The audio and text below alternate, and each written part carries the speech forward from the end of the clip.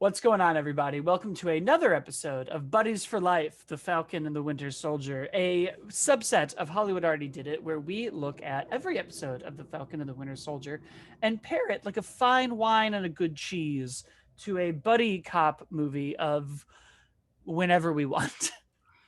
Of course, I'm your host, Blake Schultz, and with me today is Jamie Jarek Hello. and Terrence Tatum. Hello, everyone. So here we are in the second episode of Falcon and the Winter Soldier. We are off to the races. They are in the same room together. We are full of action. We are full of quips. We are full of wonderful Marvel cameos. If you didn't get any in WandaVision, you're getting them now, and they are deep and they are great. And I love everything we're doing with it. What did you guys think of the episode? Terrence? Uh, this is probably one of my favorite things that they've done post Infinity War Endgame. Look, absolutely love WandaVision. But when a show speaks to me on a level outside of comic stuff and it starts getting into some shit that I can relate to, in this case, black people shit, I was like, whoa! I did not expect Disney to allow Marvel to go full in on this whole race thing here. But here we are. And outside of obviously the big spoiler with a cameo, just the whole sequence with Bucky and Sam outside when the police show up, like it still gives me, I mean, my hair raises now just thinking about it. How had he been just a regular black dude and not a dude that they instantly recognized, not instantly, but soon recognized as being the Falcon, I don't see that situation going as well as it did. And that is the life that a lot of people who look like me and Sam have to go through. Even with Bucky sitting there like, yo, no, we're fine. Nothing is happening here. Everything is a okay. Just sprinkle in a little bit of that amidst all the other stuff that's happening in the Marvel world and the MCU world, and this show's particular just brought a big smile to my face. And then it gets even more crazy when you start bringing in Bradley, and because just that's a whole just gray and dark area of MCU that you're like, oh, we're doing this too, cool. But overall, I enjoyed the show. I'm glad to see that they finally got them together, and we get some truths from, not so much from Sam's side, from Bucky's side, that I'm glad they're diving into. Jamie? Oh yeah, I mean, I'm so glad that they were instantly together in this episode. That it just kicked off. Bucky was there because that was what the first episode was lacking. We're here for their chemistry, and it's so good. But I feel like I'm being queer baited. I mean, they're rolling around in a field together. They're having touch couples therapy. Just let them kiss. Just let like them be a couple. like Come they on. put their legs in between each other, like get closer, get closer. I'm like, how much closer can they get? Like, this is a terrible therapist, but if I were her, I'd probably do the same thing. I'd probably make them Look, I'd touch. like to see these two good-looking men do something, so let's go. Yes, just let them kiss. Um, just give like. I think we're entering that. I think we're going to soon be getting some like gay heroes that we're gonna like. But we're starting off, I think, with like Eternals with the one character, he's just married with like a family. I want to see some of the friggin' heroes falling in love, uh, gaily. That's just like all I want. But that wishful thinking aside, I thought the episode was really great. One thing that I was really happy about was that or interested in, is that both the Flag Smashers and John Walker didn't feel like villains, and I think John Walker is going to end up getting there. I have theories there, but I do. What was very interested that they really started him out. They tried to make him as sympathetic as possible.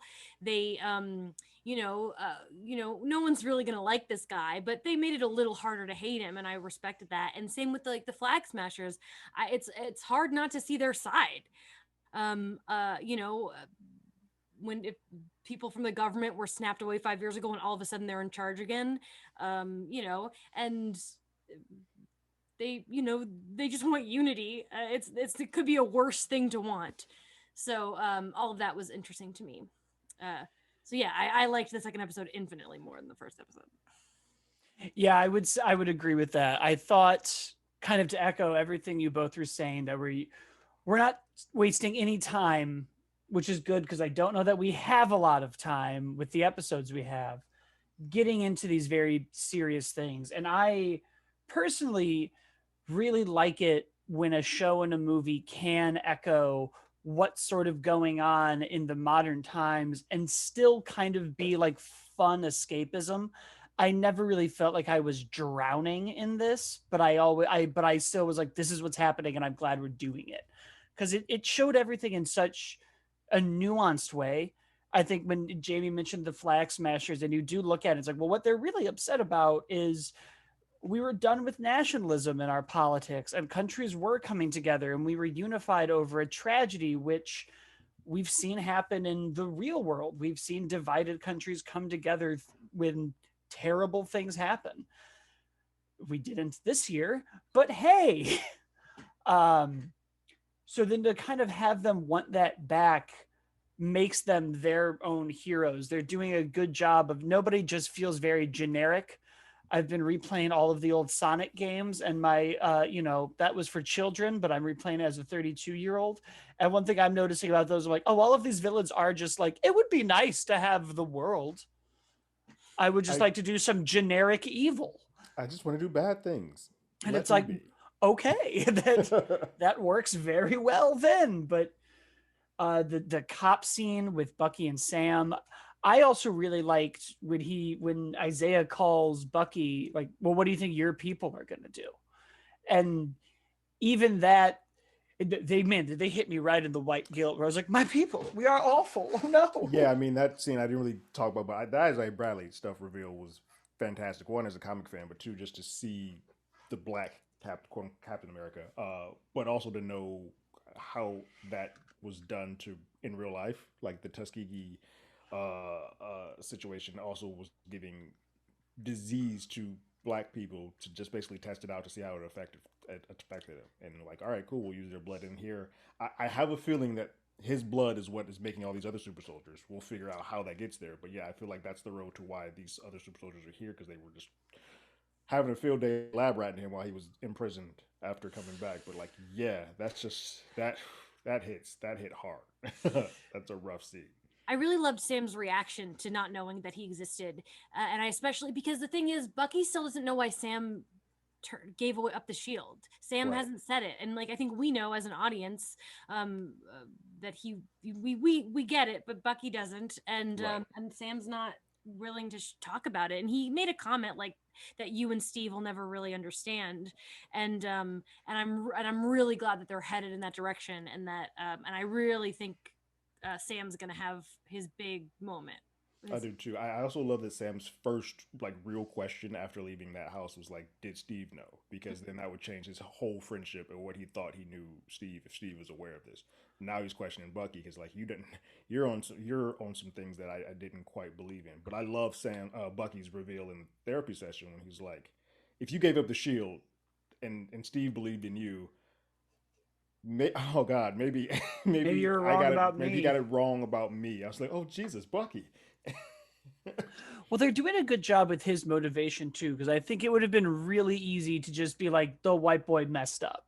And instead, they were like, why didn't you tell anybody about this black super soldier? And he was like, I just didn't want anyone to bother him. I just wanted this person to have peace because it's what I don't have.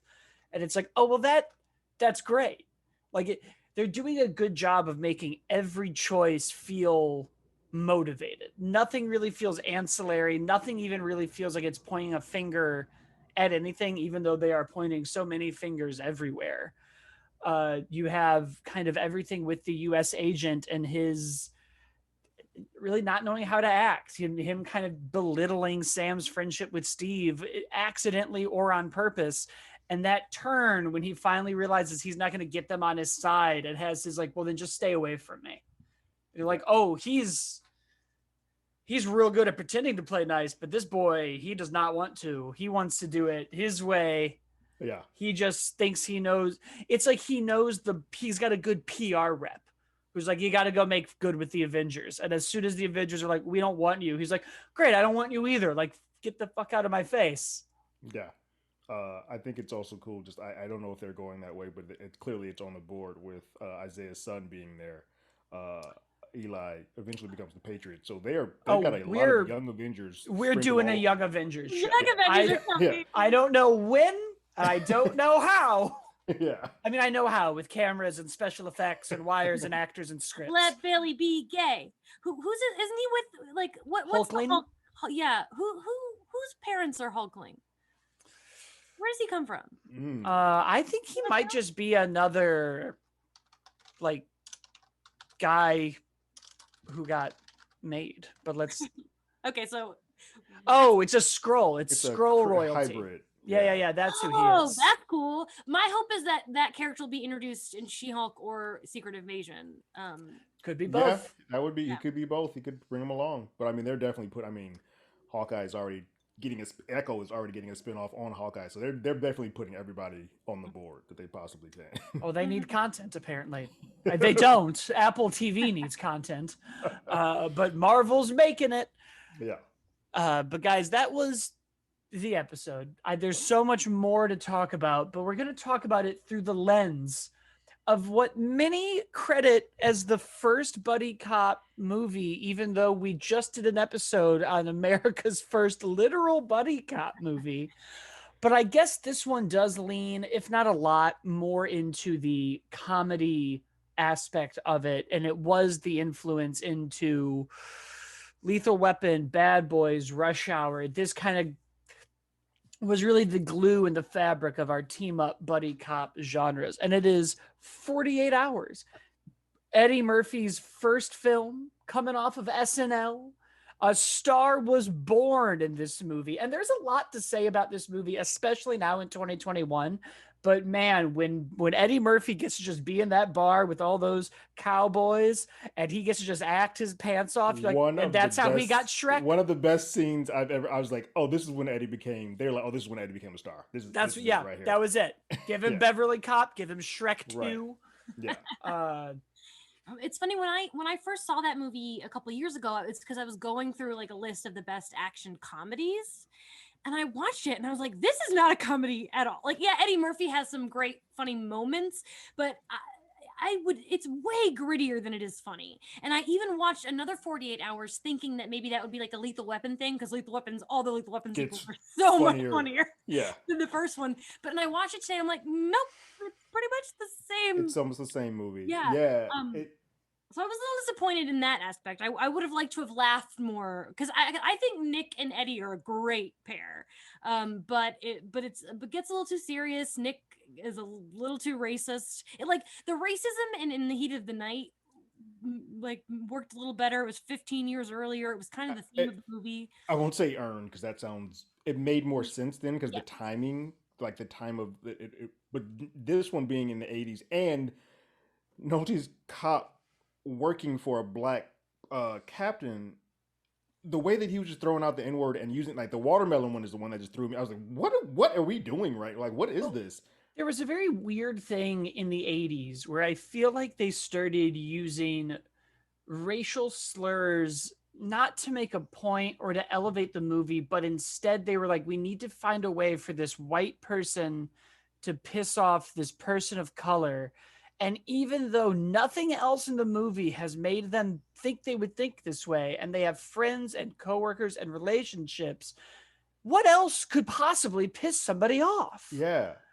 Because I noticed when he first calls Eddie Murphy the N-word, I was like, oh, he doesn't really. But I feel like he doesn't believe this. He's just trying to get a rise out of it. Trying to get something out of him. He didn't say that as, hey, and that's why a little bit. I mean, granted, you have to get through like 4 of them, but that's why they have that moment later when he's just like, yo, the watermelon thing and the N-word thing. I was just being dumb, and Eddie his character calls him out. Was like, yeah, that's not an excuse. All right.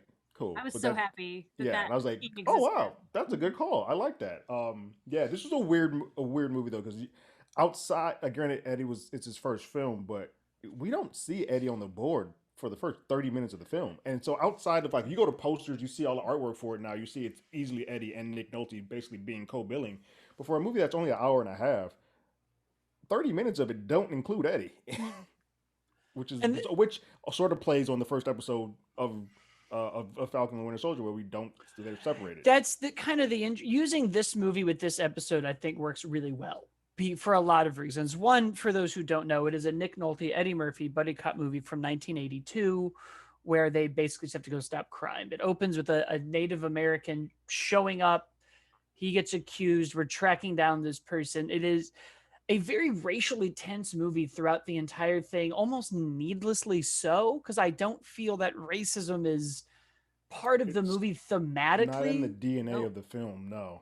It's more just like it almost feels like they're doing it the way like Street Fighter used to make characters, where they were like, I don't know, they'll have different skin colors and that's how we'll tell them apart. Like, who else could they be chasing that they wouldn't recognize? One of the first accredited. I think that's why as we go through these, we're going to lean more and more into the comedy, because it's certainly funnier than In the Heat of the Night, but it's still, to your point, Terrence, we go 30 minutes without meeting our comedy star. And for those 30 minutes, it is a cop drama noir. Like there's shootout. There's like 3 shootouts in that 30-minute period. You're like, what is going on? What kind of film is this to be labeled as an action comedy? It should be a little bit more balanced, or you would think it would be a little bit more balanced, but you can tell in the 80s they're like, we're gonna do whatever the fuck we want. I also, if you look at like the history of SNL actors and the movies they get after SNL, this is radically different. Oh yeah, this is nothing like every other SNL actor gets this like slapstick, silly, stupid movie. And I don't know if it was Eddie Murphy or Eddie Murphy's agent or somebody else, but it was like, time to get you out of SNL and make you a star. Right, we're gonna turn this all the way around. It's funny. I don't know. I looked it up just because I was curious to how they work together, just to see if, because the racial things in the film, maybe it's like, was Nick Nolte like a dick to him or racist to him to begin with? And there was a whole story of how the director wanted him to meet Eddie. So he flew Nick Nolte out from LA to go to New York, because that's where he was still shooting Saturday Night Live, to go to meet him. And Nick Nolte was with one of his he referred to a black musician he was hanging out with, and they were just hanging in. He's like, yeah, and he's like, there's a lot of white powder that everybody was using around that time, so we were just having a good time. And he was like, yo, dude, do you know this guy, the Eddie Murphy on Saturday Night Live? And the musician was like, yeah, he's a bass head. And Nick Nolte was like, wait, what? It's his first movie ever, and I'm here to meet a bass head. And he didn't even meet Eddie. He just went back and left. Went back to LA, never met. He's like, nah, I'm not working with this dude. If this is his first movie, I'm not meeting a bass head. And the director called him, was like, so how did you like Eddie? Did you meet him? Everything. And Nick was like, he's a bass head. I don't want to work with him. And the director was like, I'm not flying you anywhere if you don't meet people. You never met Eddie. And he was like, wait, how do you know that I clearly met Eddie? And he was like, no, Eddie's the cleanest dude on. He doesn't do any drug at that point. He didn't do any drugs. He didn't do any drinking. Meet Eddie Murphy, please. And he met him. He's like, oh. The musician, his friend, thought he was talking about George Morrison, who was also on Saturday Night Live at that point, who actually was and had been known as being a drug addict. He's like, he had him with the other black dude, not Eddie Murphy. And he's like, oh, my bad. And he's like, and that was my intro to Eddie Murphy, and now we're like BFFs. But I was like, oh, that's a fun little intro to meeting somebody and coming up with ideas of who this person is without actually ever seeing who they are. A great parallel to, I just watched an interview with Anthony Mackie, who says that once a day people come up to him on the street and think he's Don Cheadle. God, that makes me want to punch a wall. These men don't look anything alike; they're just bald. Yeah. But that's a frustrating full circle thing. But I do think it kind of shows you, when you then do look at these movies as a parallel for the Falcon and the Winter Soldier, we didn't get a lot of comedy until these characters were together. There's a lot of action, but if you then even kind of break out how we handle their relationships and even how we handle race, I think we're seeing a much more nuanced approach. And the reality is as we kind of talked about last episode, I feel like almost every buddy cop movie deals with race in some way. Even we will eventually, I'm sure, get to Bad Boys, and that'll be one that deals with class instead. And it does still have race. It's just, and then it's black versus brown, because while Eddie and Will are going at it against the two Hispanic officers often in that, they're going tit for tat a lot in that. So that's a part of it still. It's just level at a different person now, or a different group of people. And it's interesting when you look at the 80s, and this is an R-rated movie that came out theatrically against a Disney Plus show in 2021, so they're not going to be apples and oranges, but we aren't really confronting it outside of just exclaiming expletives at people and then giving Eddie Murphy a scene to be like, you're still an asshole. We're seeing in this show, systemic racism and people not recognizing people and making assumptions and the difficulties lasting for people after the things they've done. And I think it's interesting to go back and look at how once upon a time Hollywood was just sort of like, we dealt with racism. Didn't used to with he called them the N-word, and then at the end of the film he realized that that was a mistake. That I should not have been saying that, and that is in I have learned. It is a very much much different way of handling. I mean, think about it. Like this, Eddie Murphy's character came from prison, and the way that they sort of handle it, like, all right, we're going to put you back. It just seems very clean and a clear, like a bow tie. Like, then now racism is solved. Whereas in this one, we're dealing with Isaiah Bradley, who's also in the prison system, and it's like, oh, this is a very much wounds are still here and we need to deal with it. And it's not like it's not heavy handed. I don't feel like it's heavy handed in any form, but it's just a different way of, and a way to sort of talk about it and have some uncomfortable situations. I think that's the biggest thing, the difference between this show and then what that comedy was doing is like when it got uncomfortable, they're like, haha, let's make a joke and get out of this. Whereas now we're sitting, it's like we're uncomfortable and let's talk. Well, there's the comfortability of the. Oh, Jamie, you're about to say something. Oh no, Sorry. I was just gonna say because Terrence, the whole prison thing of it all. I think going back to 48 Hours, part of the reason why Nick Nolte feels like he can talk to Eddie Murphy that way is because he was a convict, and I think that's a huge problem. I think we all know like the systemic racism. We all know that the prison problem. Go watch the 13th if you haven't watched it, people. Like there's a huge issue with putting especially black men in prison, and it gives people an entitlement over them. And and I think that is something that is relevant to both 48 Hours and the Falcon and the You Winter know what's crazy, Jamie? What bothered me more than the N word or the watermelon thing was him keep calling him boy. That got under my skin more than any of the slurs that he said because it is that you are several classes below me, so I can refer to you as a child or a boy or a thing as opposed to you being an equal. And he gets there eventually towards the end when he cusses out his boss on behalf of him. But you're kind of like, yeah, but you've gone through a string of just some terrible things you've said to this man in the last 40 minutes. Yeah, I think you talk about comfortability with the characters, and I think you also see a comfortability with the audience. And I think there was a catharsis for the white people, as I will now speak for all of us, except for you bad ones. I see you.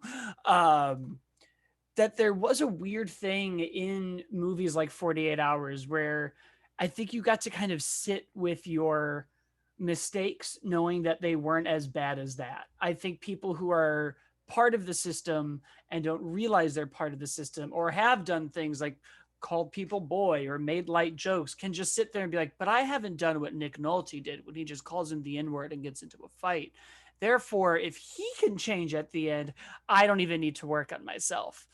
Where now you get to Falcon and the Winter Soldier, and it is the world treats Sam so differently, and Bucky is pushing him in one way, and this bank loan scene and this cop scene and Isaiah, and I think it's making people sit with it differently, and that's where you have people being like, well, I don't know how I feel about this, because it's not giving you the easy out that a 90-minute movie gives you. A 90-minute movie is designed to go, here is a main character, and there will be a catharsis and a change at the end. And then when you leave the theater, you feel like you've gone through a catharsis and a change. Where I think better art is kind of more designed to be like, I've presented you with a problem, and you have now realized it within yourself. Go back and reflect and get better. Yeah, I feel like that's what I mean. It's crazy, but that's what both of these two Marvel series have done so far. Like Grief with so much with WandaVision, but we're doing something a little bit different here with that. You're like, yeah, let's talk about the grimy things of social and systemic racism. Let's get in it because when it's what's wild to people, a lot of people just don't understand is like this happens with basketball players, musicians, and all that stuff. When they take their basketball jersey off, their football jersey off, in this case, when they take their goggles and their wings off, they are just like every other black person on the planet. And even though they have saved the world time and time again, if the person doesn't recognize them, it can go horribly wrong. And even if they do recognize them, it can go horribly wrong. Like you're still a black dude, so no bank loan for you. Sorry. That opening scene in One Night in Miami. Yeah. Where that was hard to watch. Yeah. Where he was like treating him so nice because he's such a star football player. He's like, I love you, you're great. Oh, you can't come in my house. Wouldn't let him come in the house. Ugh. Yeah. Yeah, like that's total. Like that's a yeah. Yeah, and I'm glad we're seeing the evolution, I think, of how we're handling these themes, because we've been saying the same things for years. Which is also interesting, I think, when you get into we talked a little bit last week of like the military propaganda, which I've realized as I've sat on that conversation for a week now, that I was talking about it as if it was a recruitment tool. And there is a difference between recruiting and propaganda and the advertising and making it. So I learned something that week. But it's interesting to now see a Marvel show just straight up do it. Like what we're doing with the US agent, and having him just be on this 90s to 2000s poster with the sideways Nike font and the little the US Army logos at the bottom. They had to spend money to make this organization look stupid. So whatever. But to keep in mind though, that the government still approved this. This is still they're still approving how bad they can look. So it's never going to get so bad. And I'm sure in the end it's going to come down to like one or two people. It's never the whole organization. It's just like one bad dude like Hayward and Sword. Sword's different because not real, it's fictional. That's why I think Sword and Shield exists, because it's easier to make them all Nazis secretly. It's also easier to make military bad when you have your own weird military organization. Like a lot of these things exist in fiction so that they can do things like make a story where the military or the cops are bad, but then they have their own. And it's like, well, because superhero stories are inherently messy, it's really kind of hard, I think, to even be like Batman is the good guy all the time. So it's like, well, you need bad cops and bad military, and you need all of these things on the board to be like, he's doing the right thing. To make your gray area person seem like they are more on the good. But man, I feel like I could do a whole essay on those posters of him that are in that gym. Just that was so spot on to how all those dumb, like high school things looked, this bubble fun font and this interview of, I'm not Stark or Banner. So, well, you're not saying Steve Rogers. Like I want to meet his PR person in the show, because he's got somebody who's like, don't say the word Steve. Yeah. Don't say the word Rogers. Say you're not like Tony. Say you're not like Banner, and we'll show them the footage of you throwing the shield. I had the exact same thought and then was surprised because in the end of that interview, he does bring up Steve, because I was like, whoa, he's PRing it right now. So I thought it was interesting that he ended up eventually bringing him up, but I think you're right. I think he was coached to at best to not, if he can avoid it. I want to meet that person. There's somebody there who's like really good at this. Like the PR person on The Boys. Like I want to see that person. Well, that's what's interesting. We're now getting this like, Coke Zero version of The Boys, where it's like we're dealing with some of the themes and ideas on our new hero kind of being slimy, but we're not going like full into it. Homelander, yeah. But I love it. I love it now watching it, because it's also, you get this weird contradictory dichotomy in, I think, both Sam and Bucky's character of like, Sam still works for the Air Force and is getting freelance work and was in war, and Bucky is obviously the Winter Soldier. So like, how do they wrestle with this icon when, they were playing, the high school is playing a jazzed up version of the song that Steve is dancing to. So this isn't even the first time in Marvel's own history that they've used this character as propaganda. Mm-hmm. So I'm curious, and I am now asking the show to do a lot. I am now asking this 5 or 6 episodes. I'm hearing both. I think 5 though. I thought it was 6. 6? 6. Yeah. Okay. I'm hearing both, but I'll believe both of you over these other fools that are texting me. I'm now asking it to like deal with race, to deal with superheroes in therapy, for Bucky and Sam to smooch. I'm asking to introduce a lot of characters. I still want to know what Zemo and Sharon are doing. I shouldn't be adding deal with America militarization and propaganda and wrestling with your own. I'm now asking the Fun Action Show to do a lot of heavy lifting. I want you to do everything, please. In 4 more episodes.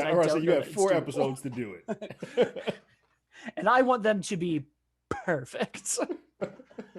But it's also, I think, interesting when you look at 48 Hours of balancing the action and the comedy, because 48 Hours, I guess it kind of did it for the 80s. If you're into that kind of humor, they had a lot of those weird jokes that I'm like, this would have been funny, I guess. Like the first big joke is Eddie Murphy asking about, Nick Nolte's sex life and Yeah.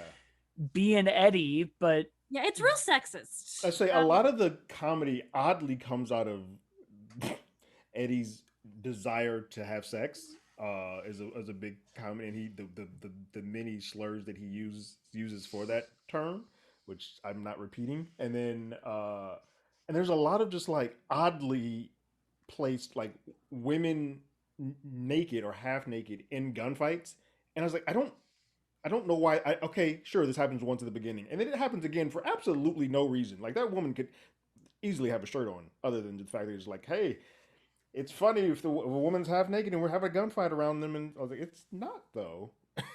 I can't believe that like Eddie's a good looking guy, but I don't know if he's good looking enough to walk up to a woman in a bar and say, "We're going across the street right now. I have 10 minutes to have sex with you."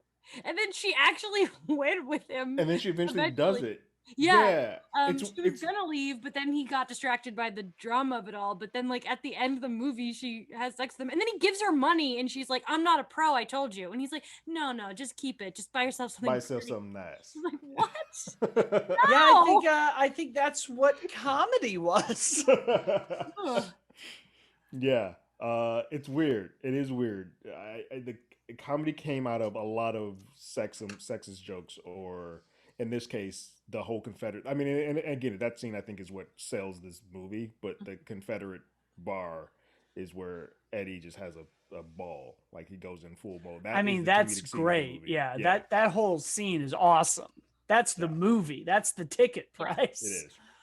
But it's interesting then when you get to Falcon and the Winter Soldier, and it's just like, this is just Marvel's bread and butter. It just, none of the comedy punches down. It's all just like silly banter and observational and of the time, the whole like, oh, I know Gandalf. I read The Hobbit when it came out. Like they just figure out the oddities of these characters and then make it funny. It's weird. I think the comedy in the therapy session felt a little over the top or forced a little bit, just because they were just coming off of a pretty dour situation after being arrested for what they were arrested for, to end up here. It seemed a little forced, whereas I think the comedy where they were actually in the field fighting and that the tit for tat there felt more natural and felt more like what. Well, and it doesn't help that their therapist is bad.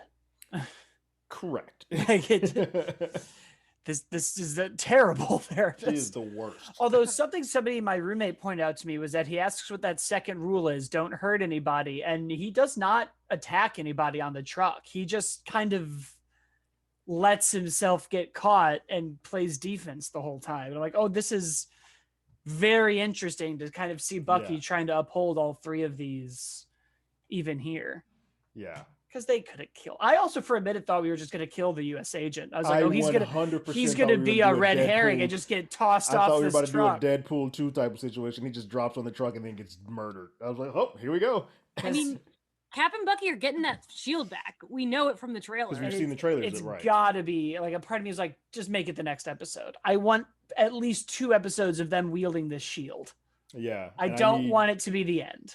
Right. I mean, we're going to get obviously Zemo on the board soon. We got to do that soon too.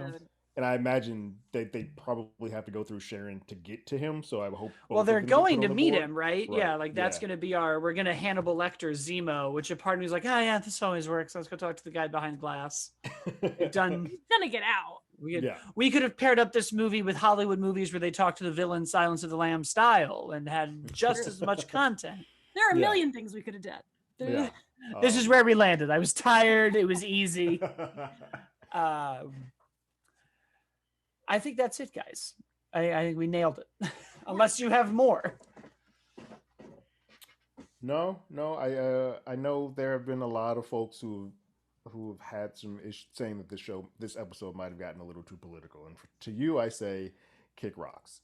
Well, we're now at a point where it's like, I know there's a group of people who are like, well, the comics were never political. And it's like, well, we've just introduced a character from a 2004, I think, run called Red, White, and Black about the Tuskegee Project. So I think your argument has You're wrong. lost its weight. I think Yeah. any weight that it had, which was not much because Superman and the X-Men have existed this entire time, is now completely gone. Yeah. Also, I think it's annoying where, like I said last week, like when things get really like serious, like real world serious, I don't love that because I'm here for total escapism. But I also recognize the difference between my taste and something being fucking good, and like people who are like this isn't good because it's political are like I They're don't know. dum-dums. Dumb is the word that comes to mind. They're stupid. And like you can recognize when something's not your taste and when something's bad. And I think that like that's the problem with the internet. People really struggle to understand the difference. Yeah. Yeah, I'm really getting tired of that old internet. But if you're not getting tired of the internet, you can leave us a review on our podcast on iTunes, Google Podcasts, and Spotify. You can leave us a comment on our YouTube channel where you already are, so you already know that the Hollywood Already Did It channel has trailer reviews, other reviews, reactions, and videos that Terrence does. We, of course, do another podcast, You Can't Do That Anymore, where we talk about old movies that may or may not have aged well in 2021. Jamie, of course, writes for comicbook.com and BuzzFeed.com. And I, of course, also do How Do You Figure about action figure and toy collecting. And I know what you're thinking. That'll be a safe place where there aren't any politics. Well, you'd be wrong, sir. Not that it's very political. I just felt like making that joke. I'm at, as always, Blake. Terrence is at Terrence Tatum. Jamie is at Jamie Cinematics. And the show is at Hollywood ADI. And we will see everybody next week.